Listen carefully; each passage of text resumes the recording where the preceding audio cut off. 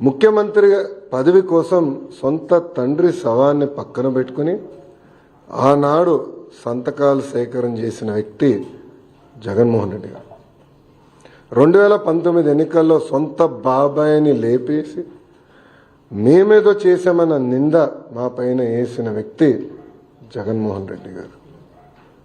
ఇంతేకాకుండా ఈరోజు ప్రభుత్వం పైన, బడ్జెట్ పైన, గౌరవ ఉప ముఖ్యమంత్రి గారి పైన మాట్లాడి చూస్తే నిజంగానే నాకు చాలా ఆశ్చర్యం వేస్తుంది.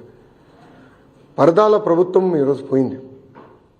అదేవిధంగా బూతులు తిట్టే శాసనసభ్యులు కూడా పోయారు. ఎప్పుడు లేని విధంగా ప్రజల కోరిక మేరకు ప్రజలకు ఏదైతే అవసరం ఉందో అది ఈరోజు బడ్జెట్లో మేము పెట్టుకుంటాం జరిగింది. ఎన్నికల ముందల వై నాట్ 175 అని పదే పదే చెప్పిన వ్యక్తి ప్రజలు 11 స్థానాలు ఇచ్చారు. ప్రజలే మీకు ప్రతిపక్ష హోదా ఇవ్వకూడదని నిర్ణయించుకున్నారు. అది ఆయన ఇప్పుడు కూడా తెలుసుకోకుండా నిన్న చెప్పా వన్డే ముఖ్యమంత్రి కరెక్ట్గా హౌస్ ప్రారంభమయ్యే రోజు మొదటి రోజు వస్తారు. నాకు ప్రత్యేక హోదా క్షమించండి, నాకు ప్రతిపక్ష నేత హోదా ఇవ్వాలి అని కోరుకుంటాడు, వెళ్ళిపోతాడు. మళ్ళీ ఎప్పుడు ఆయన కంపడు.